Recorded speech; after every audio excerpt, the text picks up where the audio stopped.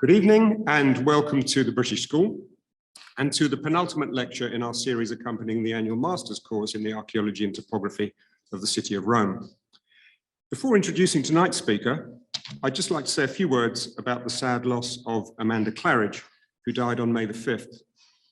Amanda is known to everyone who works on the ancient world and especially to all of us here in Rome, not only at the BSR, but throughout the city's academic community. Amanda was scholar at the school in the 1970s and then filled the post of assistant director from 1980 to 1994 in the days when the AD basically ran the entire operation single-handedly, and Amanda was certainly the BSR's public face for everyone in the city. It was in these years that she instituted and directed the undergraduate summer school that continues today, and under her expert care set so many now renowned historians and archaeologists on their scholarly path. Her work on site also resulted in the magisterial Oxford Archaeological Guide, the definitive guidebook in English to the city's antiquities, and which has been a Bible for all our subsequent courses. We don't have time here to list her other numerous academic activities in Rome and elsewhere, such as the important excavations at Castel Porziano, and we see her here at work in the Forum under the Arch of Septimius Severus, or her achievements as lecturer and professor at Oxford and Royal Holloway, where she worked tirelessly on publishing the antiquities of Cassiano del Pozzo's paper museum. But as a special thanks to her memory from those of us here on the course, I think it's true to say that not a day has gone by when we haven't had recourse to Amanda's lucid analysis of the monuments and perhaps more frequently her acerbic comments on her rivals and some of the more egregious stupidities of her fellow archaeologists over the years.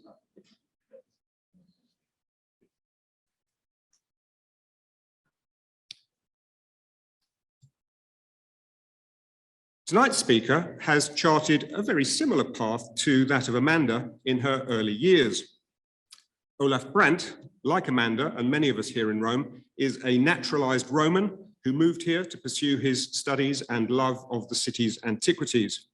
Working first at his native Swedish academy over the road, chiefly on classical archaeology, he directed the important excavations beneath San Lorenzo in Lucina, uncovering its early Christian baptistery, and then moved to the Pontificio Istituto di Archeologia Cristiana, where he is professor of early Christian architecture. Amongst his numerous publications, including many edited volumes and festschrifts of such luminaries as Federico Guidobaldi, are two key monographs. The first on early Christian baptisteries, Battisteri oltre la pianta in 2012, and more recently, La croce e il capitello, le chiese paleocristiane e la monumentalità, 2016. Olaf is also a tireless traveler and teacher and has led tours for the Istituto all over Italy and the wider Mediterranean world and even beyond, making him an expert in late antique and Christian architecture in all of its aspects, as we shall hear tonight in a lecture which we're recording and with which our online viewers can engage using the Q&A panel on the screen, with the intriguing title, Opus Listatum and Other Monsters, the things Vitruvius never said or even thought of. Would you please welcome Olof Brandt?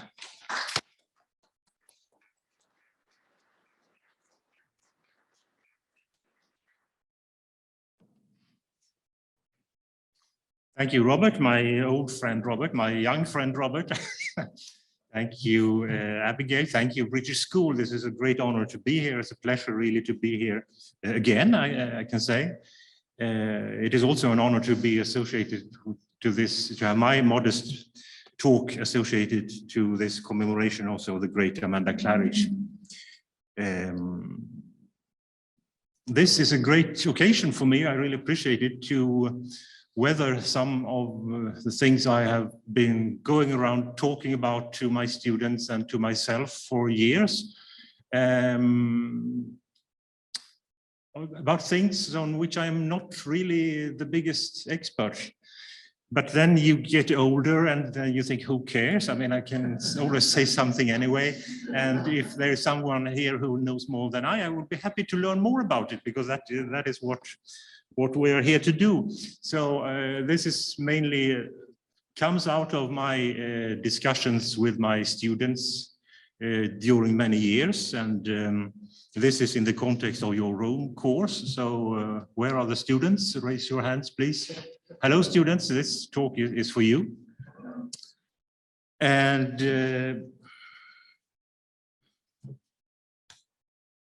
yes, it works.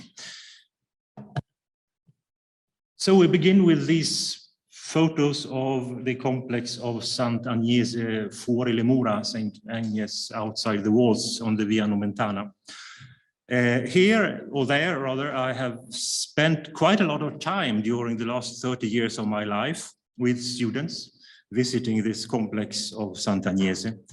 It is a place which gives you a strong perception of the transition from the late Roman period to the Middle Ages. And it offers you the occasion to study many different fundamental questions which are central to the archaeological study of late antiquity and early Christianity in Rome. And as I said, what I will talk about tonight is not unrelated to what I have discussed with my students in these many visits to the complex. So here we see with my students from the Pontificio Istituto di Archeologia Cristiana, and also with students from the Swedish Institute of Classical Studies across the street, and other groups which I have visited the complex together with.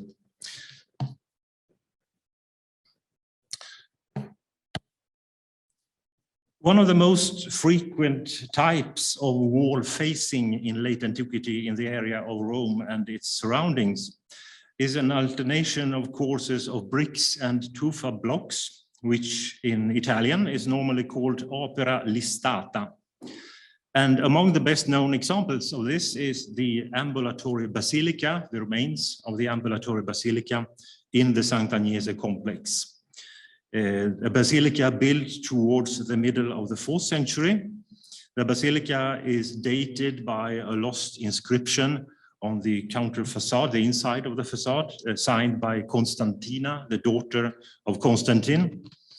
So it can probably be dated to the period of Constantina's stay in Rome, probably between 337 and 350. A large part of the wall of the left aisle and the ambulatory of the basilica still remains standing. And this wall is built exactly with this kind of facing with alternating courses of tufa and bricks. With the prevalence of tufa, you see there are 2 courses of tufas and 1 of bricks normally. It varies, but that is the tendency. And this wall is an important comparison for any attempt to date other examples of opera listata in the region. The same construction technique is also found in the more recent Basilica of Sant'Agnese, which is, shall we say, today's Church of Sant'Agnese, in the same complex, built by Pope Honorius in the early part of the 7th century, according to an inscription at the base of the mosaic in the apse, and according to the Liber Pontificalis, so there is no doubt about the date of this basilica. And in the 7th century, opera listata of the basilica built by Pope Honorius, which we see in the photo up right. There are more bricks than tufa courses, so the brick courses prevail. So these 2 basilicas of Sant'Agnese on the Via Nomentana may indicate that the opera listata of the Constantinian age tends to have more courses of tufa blocks, and that the brick courses prevail the more you go forward in time. But as Robert knows, as many of you know, the truth is that it is not easy at all to date opera listata in Rome. But in spite of these difficulties, the complex of Sant'Agnese, as I said, is anyway an important reference for any attempt to date a Roman construction with this particular building technique. But how should we call this way of building, this technique which I have now called with the Italian expression opera listata. So my purpose here tonight is to reflect on this apparently trivial question, which, however, may lead us to some useful and interesting observations, at least I find them interesting, on how the ancients spoke of their buildings, how they thought of their buildings, and how we speak of them today. So we can start from this complex of Sant'Agnese and from its walls with bricks and tufa blocks.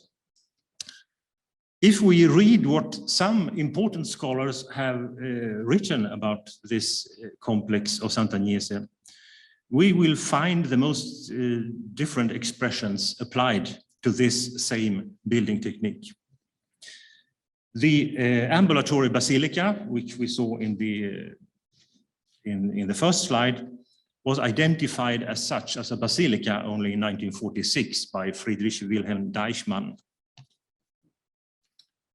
So in 1937, almost 10 years before, when Richard Krautheimer deals with Sant'Agnese in the first volume of his Corpus Basilicarum Christianarum Rome, published in Italian and in English, Krautheimer still thought that this imposing wall was the wall of a cemetery built in the shape of a circus. And Krautheimer does not speak at all of its masonry. On the other hand, dealing with the other church, the 7th century basilica built by Pope Honorius, he states that the galleries are composed of an opus mixtum, in which one layer of tufa blocks, sometimes two, usually alternates with 2 or more, up to 4 layers of fragmented bricks.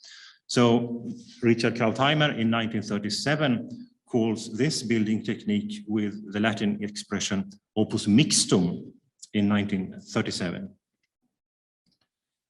A few years later, as I said, in 1946, Friedrich Wilhelm Deichmann published an article in German in which he interprets this wall as part of a covered basilica, not of a cemetery surrounded by a portico. To the left, we see one of the few photos I have ever seen of Deichmann. It's very difficult to find a photo of him. So when he was commemorated at the German Institute by Hugo Brandenburg, I took a photo of that photo. So here you see Hugo Brandenburg to the left and Deichmann to the right. And as you can see here in this paper, Deichmann, that is, he speaks of walls built in opus listatum, die in opus listatum errichteten Mauern. So for the same building technique, Deichmann here uses a Latin expression, opus listatum, which, however, as we shall see, in reality has only the appearance of Latin. It is simply a Latinization of the Italian opera listata. But this expression, opus listatum, which I put in the title of my talk today, is very frequent among scholars who write, especially in German. It was used again by Hugo Brandenburg, an excellent scholar. I only have this only thing against him, that he uses the expression opus listatum. So here in his big book about the early Christian churches of Rome, which you may have seen, and if you haven't, you should. It's a really beautiful book with beautiful photos and an excellent text. It's something like the handbook, the most updated handbook on the early Christian churches of Rome, published in the most recent edition in 2013. And here we can see that describing the construction of the ambulatory basilica of Sant'Agnese, he speaks again of opus listatum in alternating courses of tufa and bricks.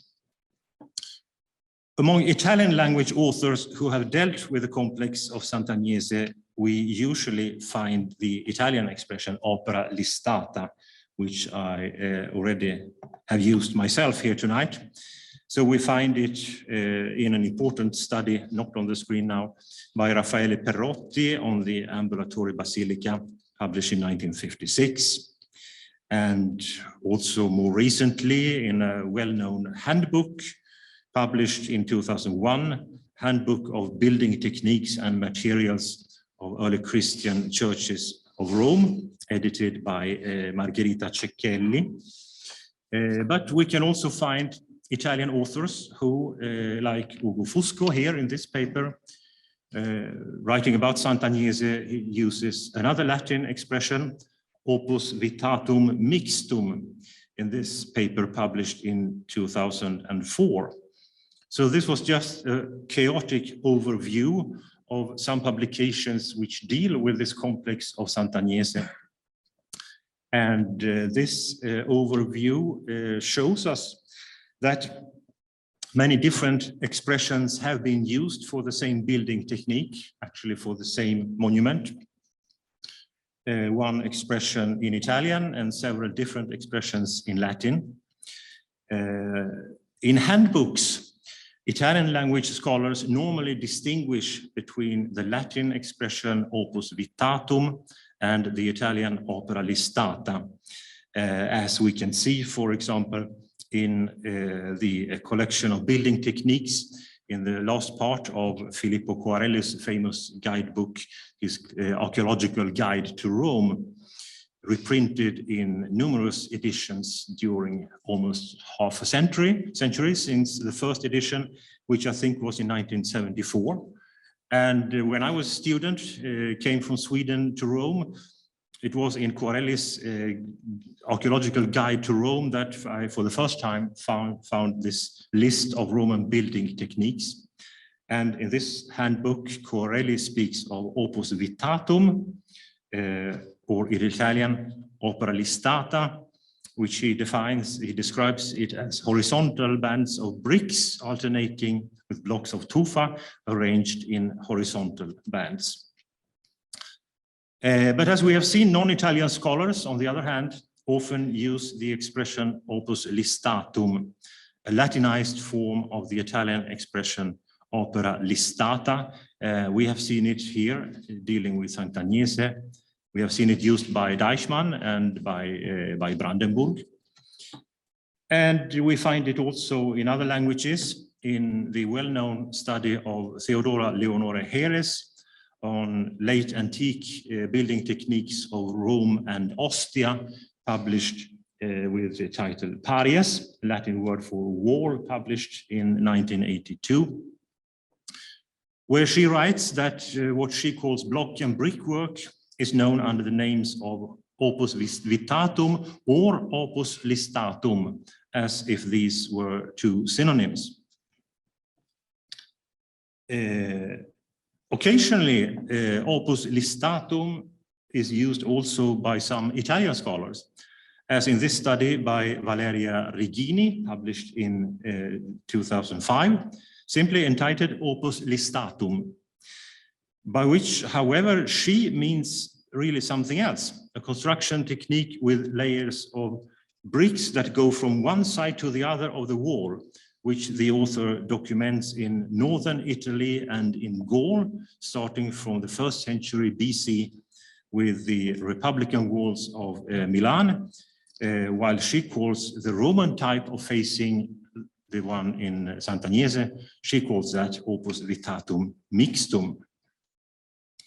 And if we go to a French scholar like Jean-Pierre Adam, an expert on building techniques, in his well-known handbook, La Construction Romaine, published in many languages, here in English, Roman Building. In this book, the term opus listatum does not exist at all, while the alternation of tufa blocks or stones and bricks is always defined opus vittatum mixtum, specifying that the layers of bricks that cross the thickness of the wall are a characteristic of what he calls the Gallo-Roman builders. So the technique in question is so inserted in a wider context of stone block walls, defined opus vittatum, regardless of the type of stone, tufa, limestone, or other. And for Adam, this French scholar, of course, the Gallo-Roman perspective is particularly relevant.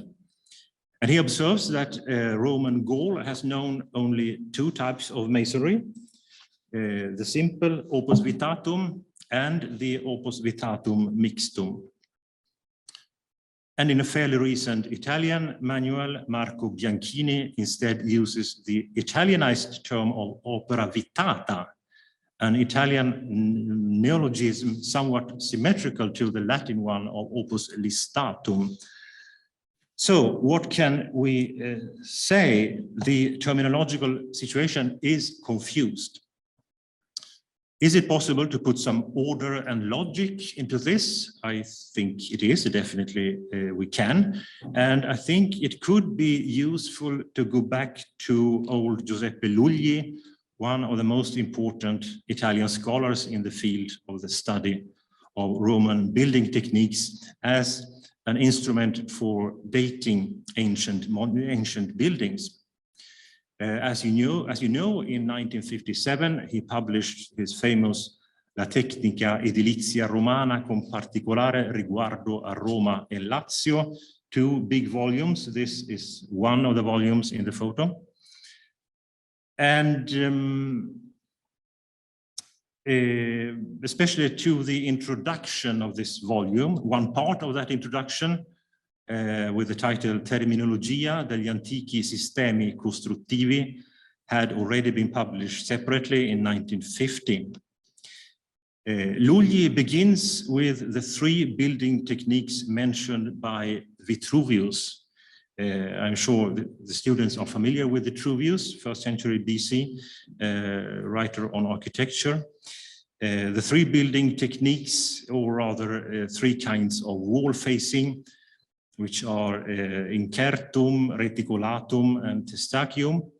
And to these, Lugli writes, we must add other techniques which appeared in the Roman imperial period, that is opera mista, which combines reticulatum with bricks, and opera listata, which in Lugli's mind had only courses of blocks of stone and no bricks. Lugli clearly states that the Latin term opus vittatum, which he uses, is equivalent to the Italian expression opera listata. First of all, I think that we should look up in our vocabularies what is a vitta and what is a lista. This may help us to clear things out a little. A vitta is a band, textile band, a strip, a ribbon. And here we see a Vestal Virgin with a vitta on her head. They were often used also for animals who are about to be sacrificed and so on. So this is a vitta, a band, strip, a ribbon. And for us strangers, if I may say so, I also add that in Italian, a lista also can be a band, a strip of textile, as in this example where you can buy a stoffa rigata a liste, for instance. So let us repeat that for Giuseppe Lugli, these 2 terms, opus vittatum and opera listata, do not at all indicate alternating courses of brick and stone, but also courses only of courses of stone. Parallelepiped blocks of tufa or other rock arranged in continuous horizontal sizes like bandages, like vitte. This is opus vittatum for Lugli. And the masonry we are discussing here today is for Giuseppe Lugli opus vittatum mixtum, in which the row of tufa blocks can be alternated with bands of bricks, as he writes, as it will also later be defined by Adam. So we could perhaps end everything here and just conclude that the correct terminology could be in Italian, opera listata, and in Latin, opus vittatum, possibly with a specific mixtum to indicate the presence of brick courses as well. So we could end this talk here. But Why do we use these Latin expressions at all? Why do we use the Latin expression opus vittatum? So let's go back to Lully again. Lully explains that the term opus vittatum does not come from the ancients. Now we open the book again on the same page. Vitruvius is the only ancient Latin author who dedicated an entire work to architecture, and he describes, as you know, in Latin, some building techniques which were used in his days and had been used before his days. And this terminology can, of course, be used again today. And Lully writes, so we will call opus quadratum both the one made up entirely of parallelepiped blocks and the one made up of an internal core of cement work covered on the outside with blocks, whatever the stone used. In the same way, Lully continues, we will call opus reticulatum, opus incertum, and opus testacium the concrete work that has the facing formed either of cubilia, small tufa blocks with a square base, or of caimenta, similar to those of the interior, or of tegulae, tiles or bricks. And all this terminological reasoning works quite well for the construction techniques used up to the Augustan age in which Vitruvius wrote. For all these building techniques, Vitruvius gives us an ancient terminology in Latin. And if we use that terminology, that is excellent. We use the same words that the ancient writers used, and this may help us also to understand their thought. For late antiquity, however, there is no ancient terminology, as Lully himself recognizes.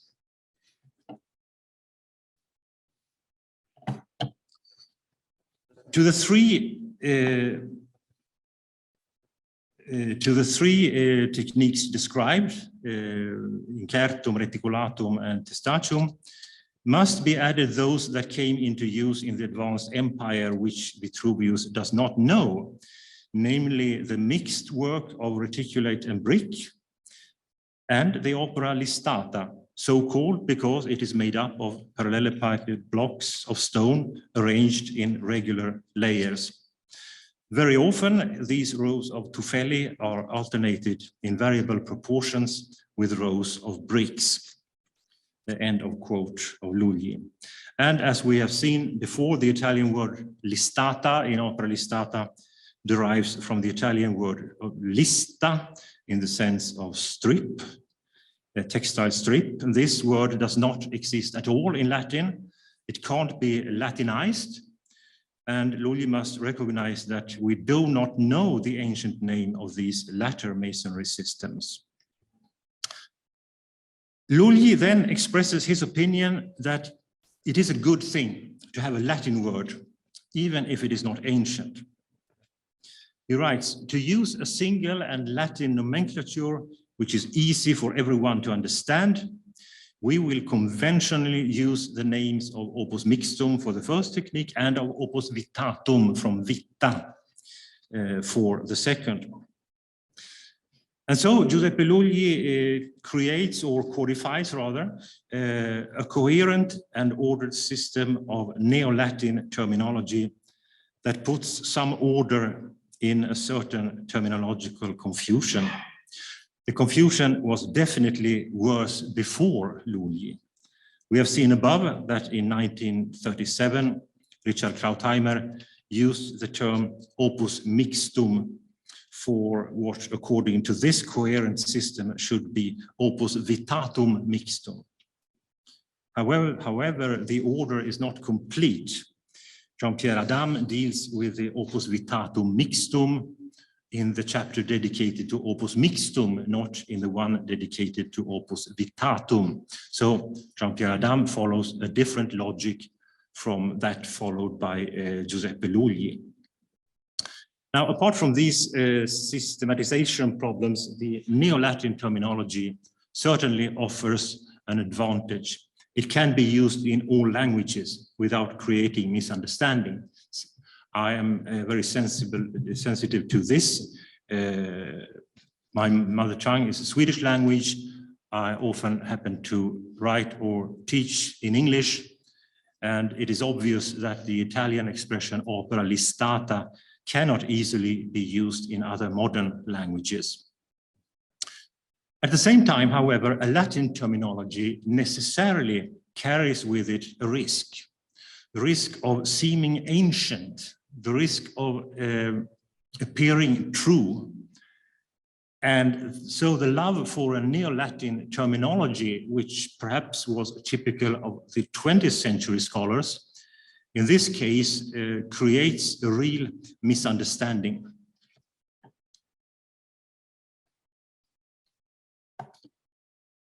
Now, if we look at how Vitruvius expresses himself, we discover that not only does he not use a term like opus vittatum, which Lully honestly declares, but also that the expression itself does not at all reflect his mental structures. To understand this question better, we must go and reread the famous passage in Vitruvius, De Architectura, the second book, the 8th chapter, which is the basis of all the Latin Neo-Vitruvian terminology. And many of you, I am sure, know these words more or less by heart.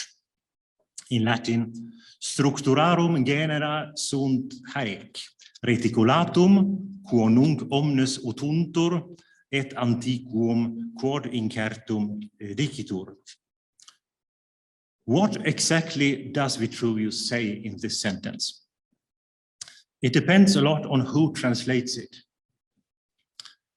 We can read up to the right a well-known English translation by Maurice Hickey Morgan.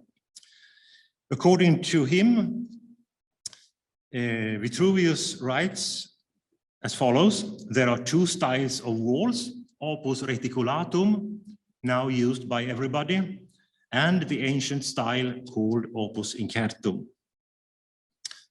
At the first glance, the translation might seem correct, because in the Latin text, we find in the neuter form reticulatum and incertum that would go well with the neuter word opus.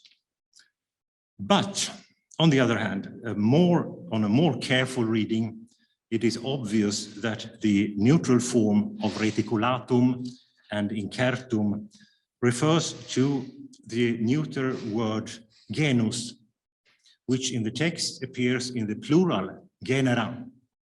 Structurarum genera sunt haec, therefore means these are the types of construction, these are the types of structura.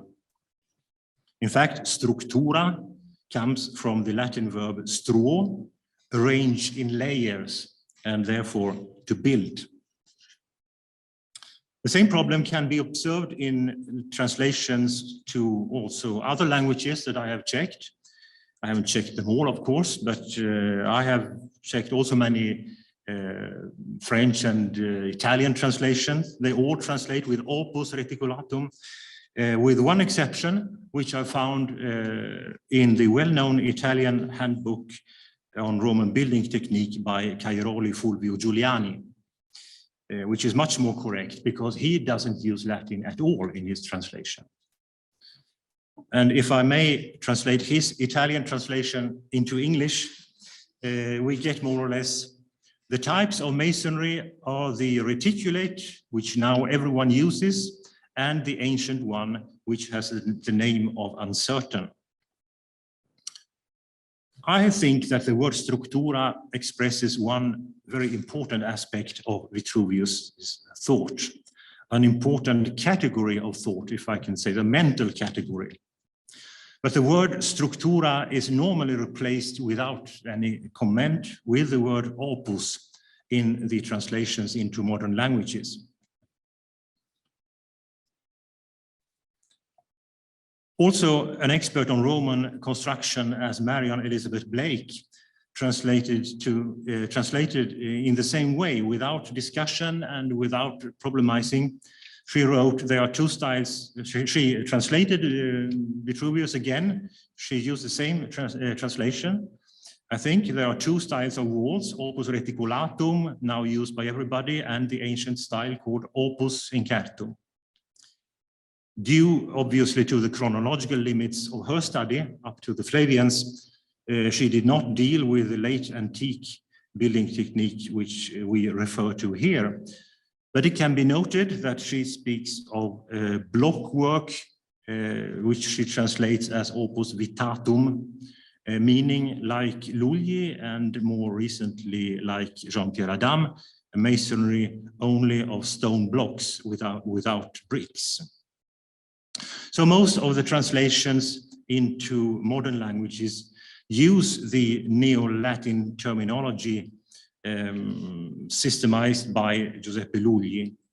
However, we have already seen that the word opus is not used at all by Vitruvius to indicate different types of constructions.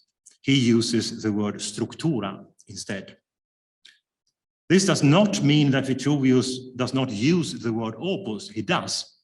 On the contrary, he uses it to indicate the facing, the covering, like opus signinum, like and other techniques of covering the structura. Of course, as any serious scholar who has actually read Vitruvius, Lully does not at all ignore this. On the contrary, he discusses in the smallest details the terminology used by Vitruvius, noting that the structura reticulata and the structura incerta are, according to Vitruvius, the structure par excellence. And up to this point, all his reasoning is acceptable.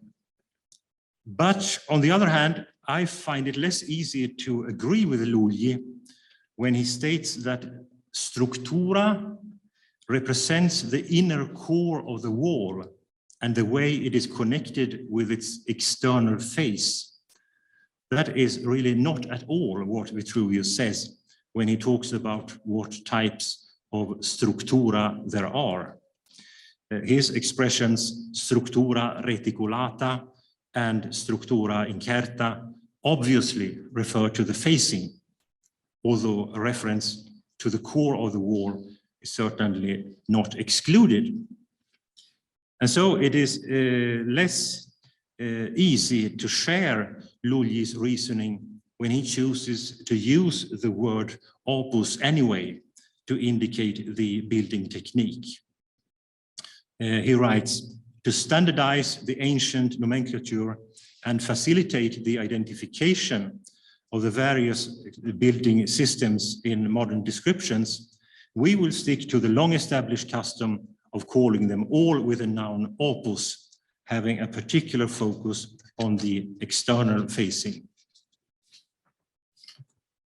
And where Lully is right is, of course, the observation that in any case, it is a use that has been around for some time. Indeed, it was not Lully who began to use the expression opus reticulatum. So any attempt to change this use would be rather useless and perhaps even ridiculous.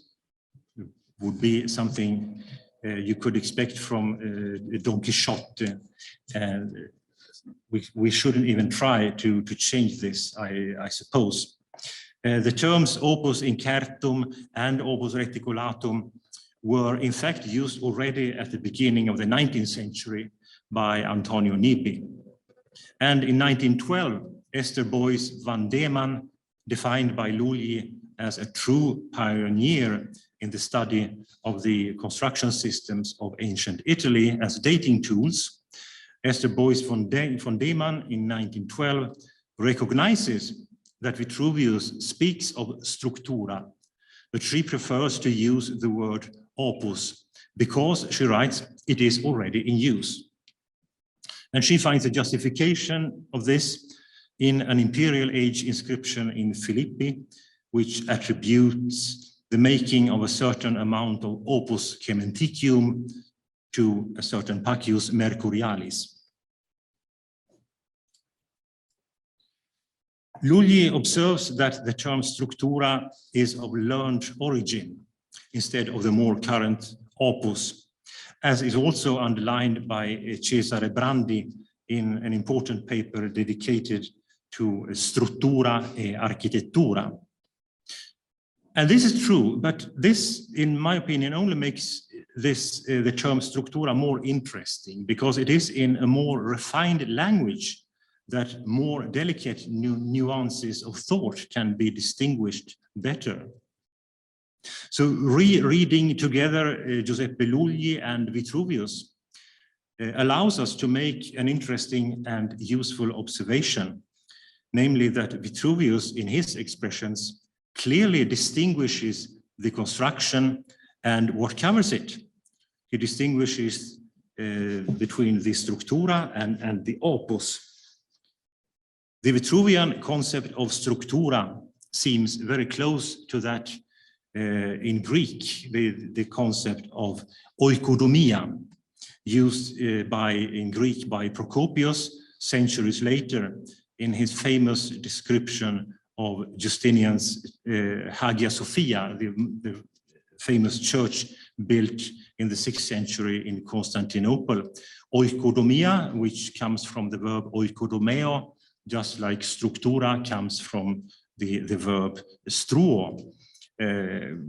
If you are not familiar with Procopius' description of Hagia Sophia, I really recommend it. It's a really interesting lecture if you are at all interested in the mental structures used by ancient authors talking about and describing ancient buildings. You find this in his book, which usually is called with the Latin title, De Edificis, in the first book, in the first chapter.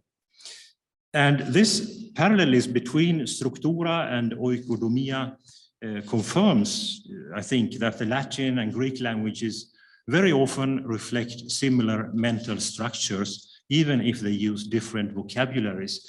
It comes to my mind another example, which is rather well known, that in Latin you have the word porticus, which may be a porticus outside. It may also be the columns inside a church, inside a basilica, between the aisles.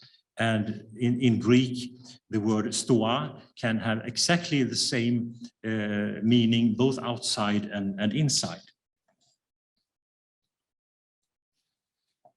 At this point, we can move towards our conclusion by making two short reflections. The first, terminological, and a second, which instead concerns what I have called the mental structures. To complete our reasoning on terminology, on the one hand, it is always better in general to avoid a Neo-Latin terminology. Neo-Latin terminology risks creating misunderstandings. And what is worse, Neo-Latin terminology reflects the reasoning of moderns, not that of the ancients. In some cases, the ancient Latin terminology is known and its use presents no problems. On the contrary, as in the case of the Attic base, as defined by Vitruvius, when he speaks of its upper and lower torus and its scotia. We still use those words today, no problem, very useful, and it reflects the ancients' thought, mental structures. But, and now I have to express my own opinion, when the term comes from a modern definition, it would be preferable to use an expression in the modern language in which we write or talk. So when I teach in Italian, as I usually do, I find it very convenient and logic to talk about opera listata. But when I teach in my native Swedish or when I teach in English, surely a Latin term, even if Neo-Latin, has the advantage of avoiding misunderstandings. So that in the specific case, which we are talking about here tonight, The term opus vittatum seems quite acceptable, perhaps with the specific opus vittatum mixtum, despite the confusion it entails on the real meaning of the word opus. But I think that we can all agree on one thing. The term opus listatum, I think, should simply be considered wrong, also from a linguistic point of view, and it should never be used in any language. Can we all agree on this here tonight? Can we call this the 2022 British School at Rome Agreement on Opus Listatum? Corrado Venanzi wrote exactly this with great clarity already in 1953. He wrote, "It was agreed to call this masonry opera listata, not opus listatum, so as not to make people believe that this name was given by the Romans." And Venanzi added in a note, Lully proposes opus vittatum. The second reflection has a more general character. And here perhaps I will be a little less scientific, use a little more my fantasy. Vitruvius's De Architectura is just one of the ancient texts that indicate how fundamental for the ancients was the distinction between the structure, the load-bearing structure, the construction, the structura, the oikodomia on the one hand, and its facing or revetment, or how we should call it in English. That is the part that constituted the visible surface. Or in other words, the part which was seen. And perhaps we should stop a moment and reflect on this, the part which was seen. As we have seen, structura in Latin, oikodomia in Greek could be used for the supporting structure, but let us reflect a moment on what was seen. And I find a very illuminating example in this, the long dedicatory inscription of the Baths of Diocletian. The coatings, the revetments were part of what is defined as cultus in this inscription. And this expression is found at the end of this long text. Having bought up the buildings for an enterprise of such size and all refinement, our lords Diocletian and Maximian, the unconquered senior Augusti, fathers of the emperors and Caesars, and our lords Constantius and Maximian, the unconquered Augusti, and Severus and Maximinus, the most noble Caesars. This was just the beginning to say these are the emperors in charge of this enterprise. They dedicated to their Roman people the fortunate Baths of Diocletian after having completed them with all decoration. Bath, which on his return from Africa, that was in the autumn of 288, in the presence of His Majesty Maximinian Augustus, arranged and ordered to be built. The Latin is quite complicated and it's very difficult to make an English translation which follows the same order. We must turn the structure all around. But what I find really interesting here, that the text distinguishes between the construction phase, which is fieri iusit,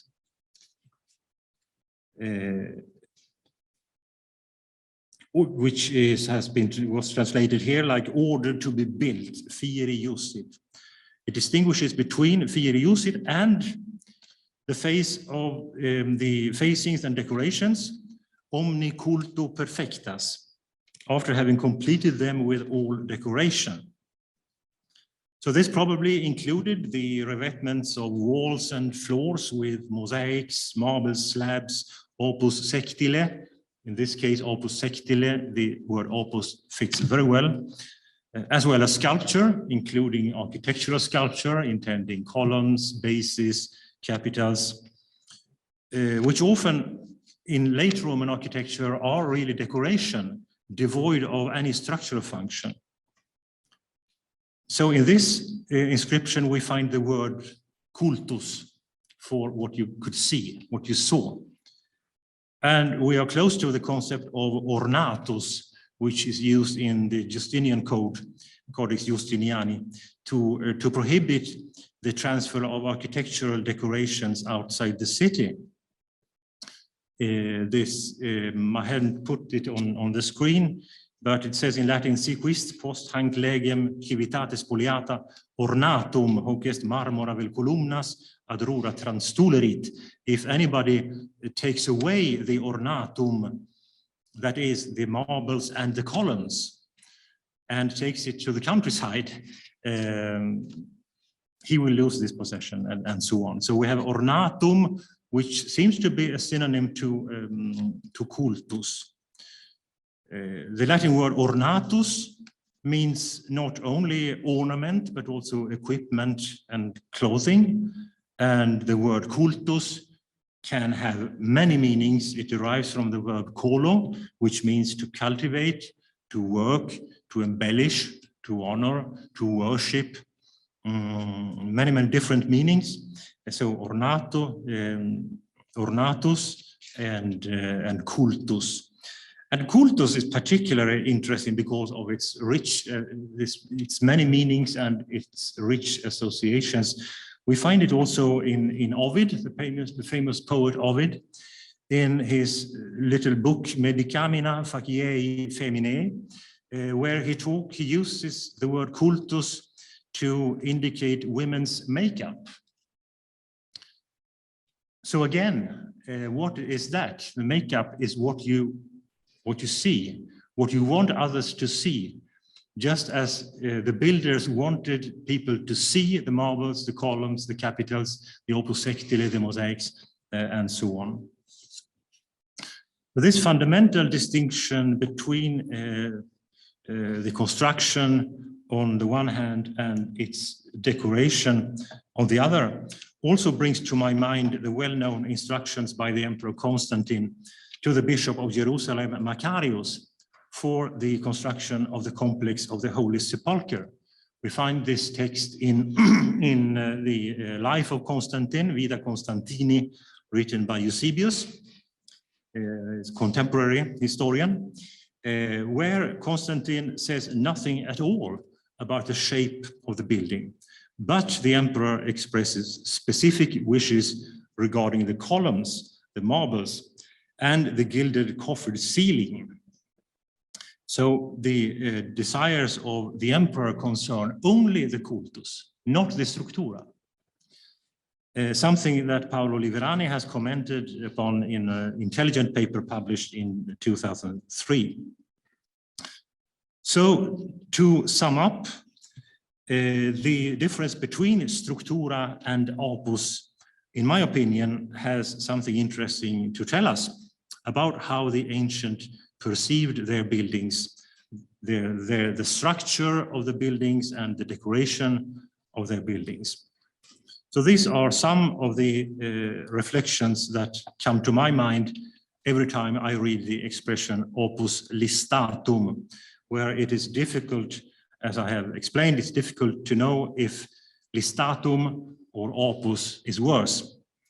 And another thing comes to my mind when I see the expression opus listatum, and that is that I have used it myself. When I was much younger, in the 90s, I won't tell you where, but I will never forget this mistake. So my last word here tonight is simply, when you see a wall with bricks and tufa blocks, caution, you may end up on a slippery road. Thank you.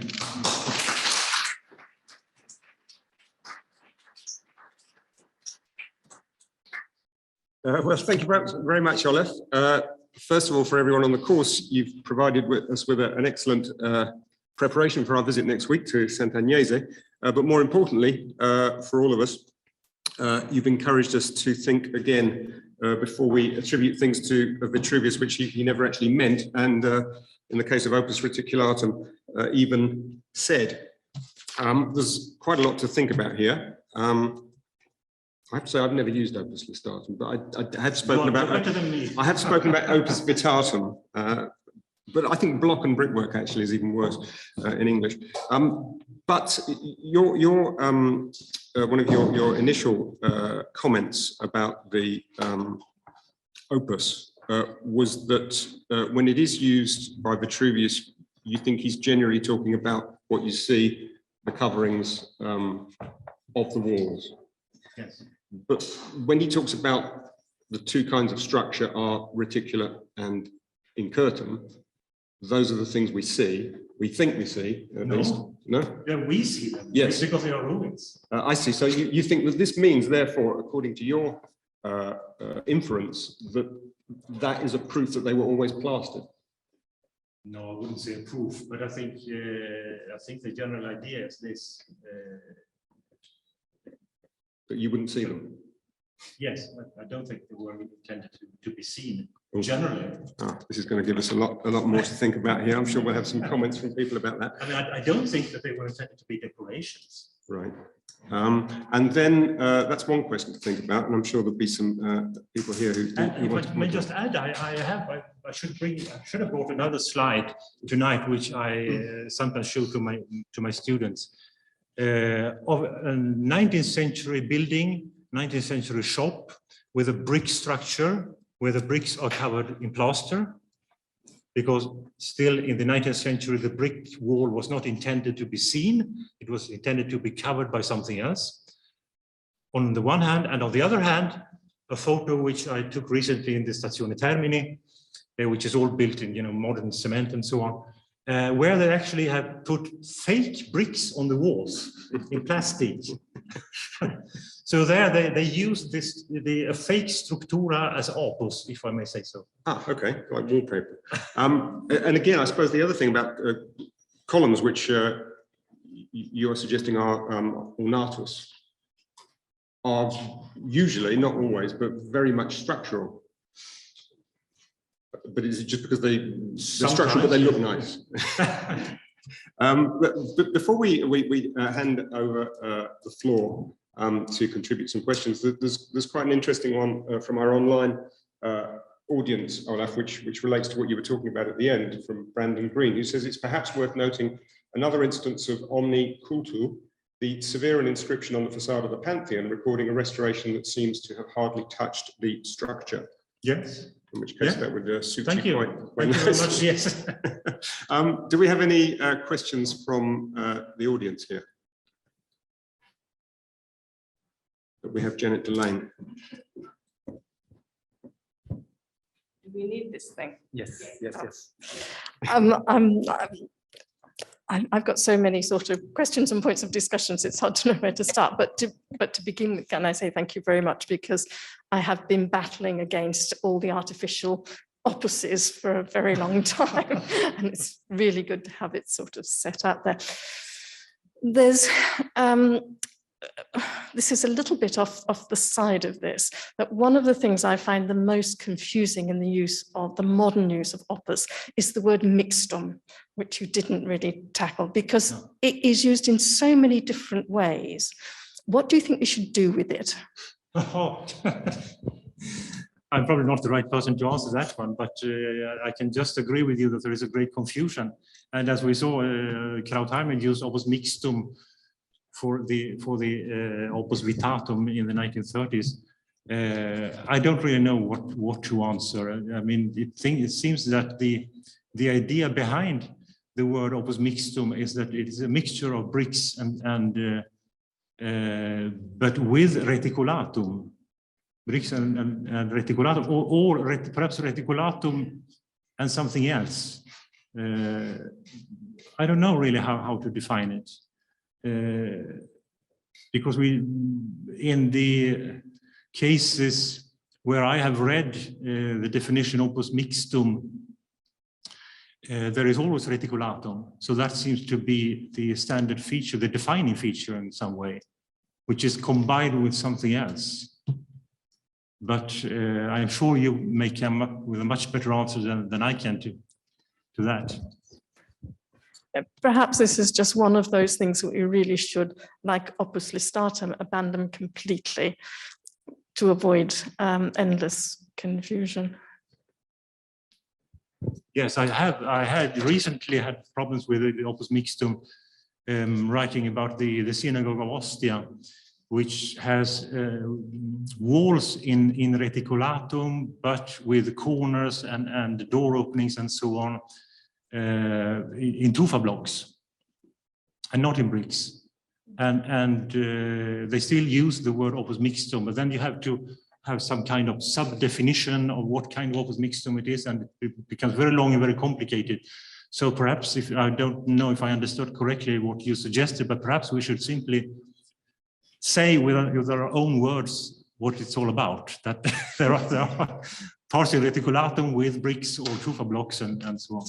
Yeah, that's what I would have a problem with what you do with that. Yeah. Well, no, actually, I rather like the fake Latin words. Lucas Cozzi used to call that incredible undulating brickwork that we see in the churches we like so much from the 9th century, opus tumultuarium, which was certainly not in Vitruvius, but it certainly sums up the appearance of the walls better than anything else. Do we have any other questions? Abby?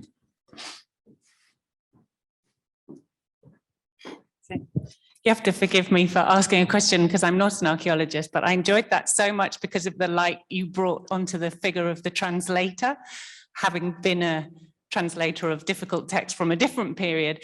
And it was so interesting to see how much can happen because of an assumption that a translator might make. And it made me think that perhaps what translators are doing is looking for the familiar, that, you know, when you're tackling difficult syntax and problematic vocabulary, you're trying to find a familiarity about it in order to render it in a modern language. And so you jump into the familiar, whereas in fact, what you should be doing is trying to articulate what's strange or allow things to be strange. I wondered if that struck a chord. Yes, absolutely, absolutely. I mean, I think that is what we saw in those translations, which I presented, that the translators, they wanted to find in the text something that they had in their handbooks. Only Cairoli Giuliani had the courage to translate it with his own words, which made his translation much more useful. So I think that is, we should be very, very careful, all of us, because there is always a tendency to believe that what we learn in the handbooks has a true existence. I mean, it's not automatic.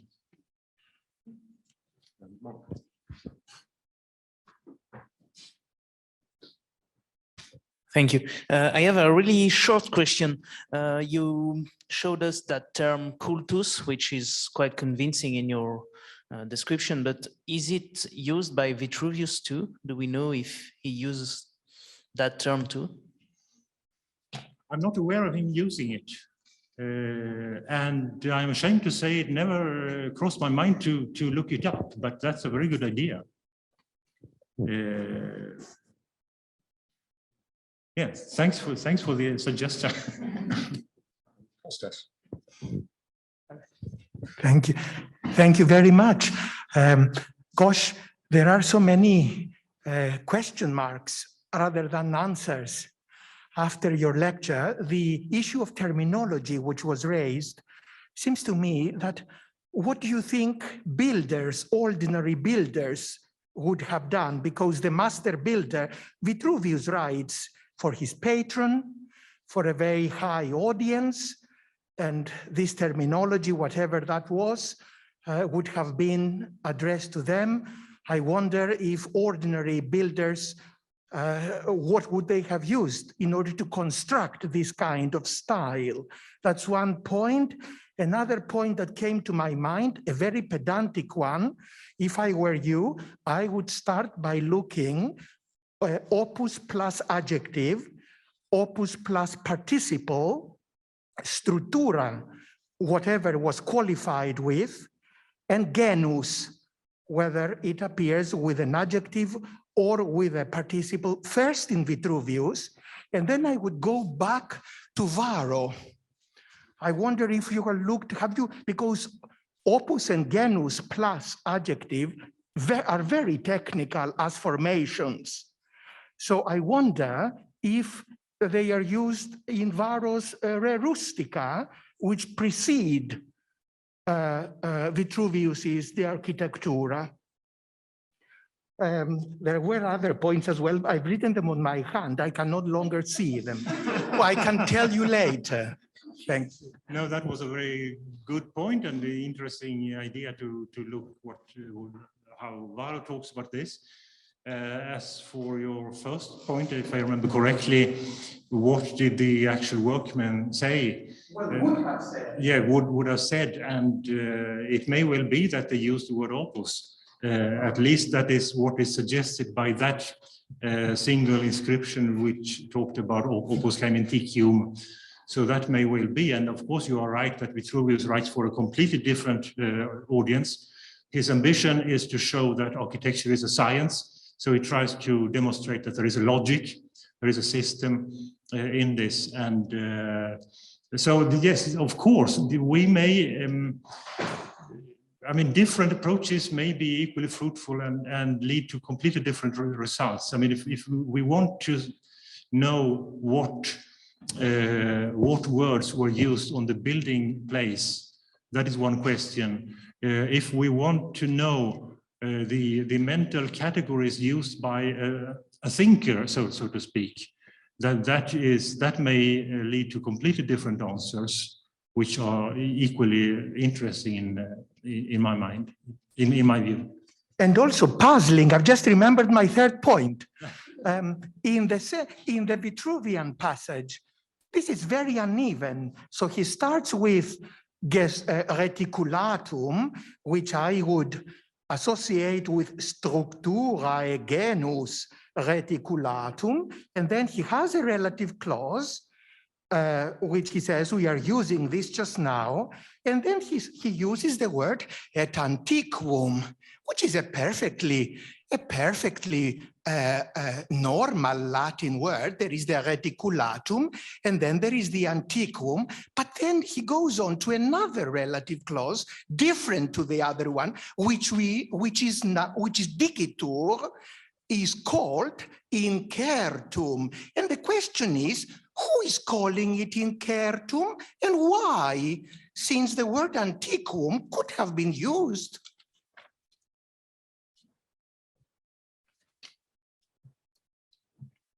Well, I'm not sure I understood the question completely. Structurarum genera sunt haec reticulatum quo nunc omnes utuntur. It's clear now. Quo genus, I suppose. Yes. Et antiquum genus quod incertum dicitur. This is what I do not understand. Since the word could he not have stopped at the word antiquum? Because that's a perfectly normal. So we have the style reticulatum, the structural style, and the structural style called ancient, defined as ancient. But then he moves on and he adds another clause, which is called dicitur in the passive voice, incertum. And my question is, called by whom? The people. Well, people say, but I think his sentence has a perfectly symmetrical structure. He says that reticulatum quo nunc omnes utuntur. So he says the name and nunc they use today, and then antiquum in the past times, quod incertum dicitur. So for both he gives a name and a period. So I think there is a period. I see. That's the point. Expressed in different ways, but I think that is perhaps. Yes, please.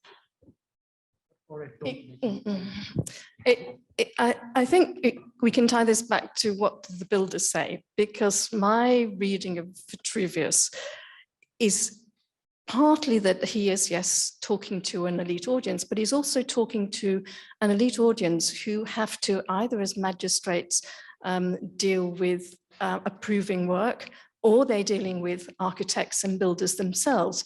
So you might write antiquum in your contract, but you're talking on site to people who are saying incertum.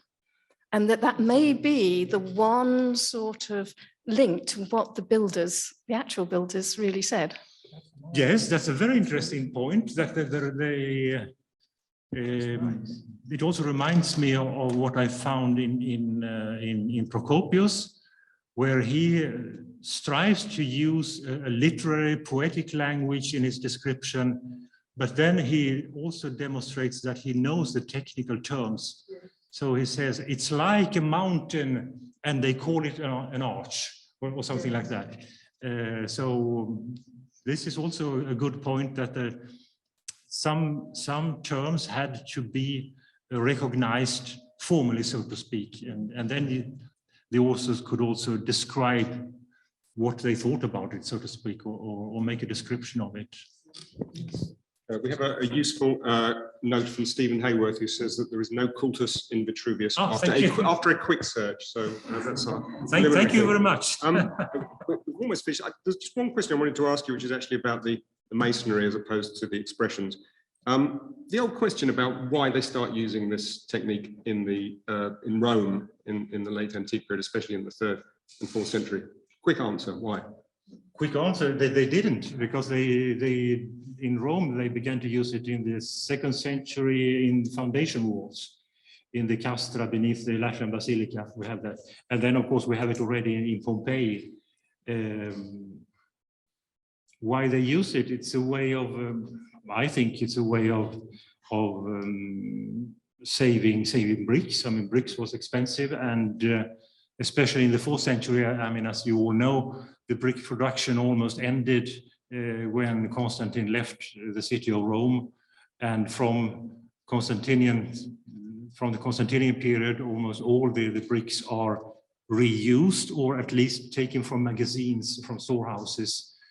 So I believe the idea was just to save money. I was wondering if Janet has ever thought about whether it coincides with the end of stamping bricks in the Severan 3rd century.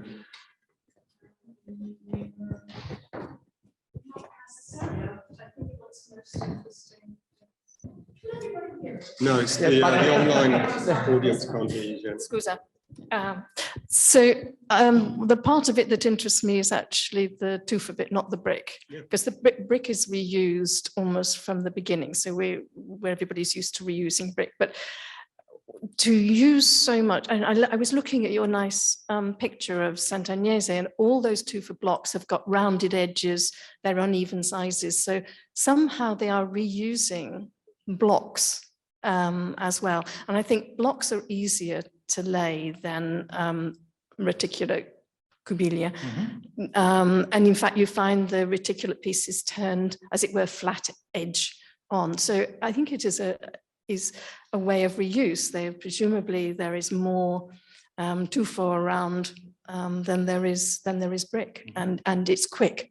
So you can, if you're using a block that is 2 or 3 times the size of a piece of brick, you build faster, you don't have so many joints to worry about, which take time. So I think there are quite practical reasons, sort of at the end of a tradition. What we should think about is that really fine brickwork of the 2nd century AD is exceptional, not normal. You really only find it in relatively few places. So the what am I going to call it? Opus vittatum mixed with brick is actually a sort of fairly an obvious technique to move into. Well, thank you very much. I told you I was going to learn something myself tonight. Thank you very much.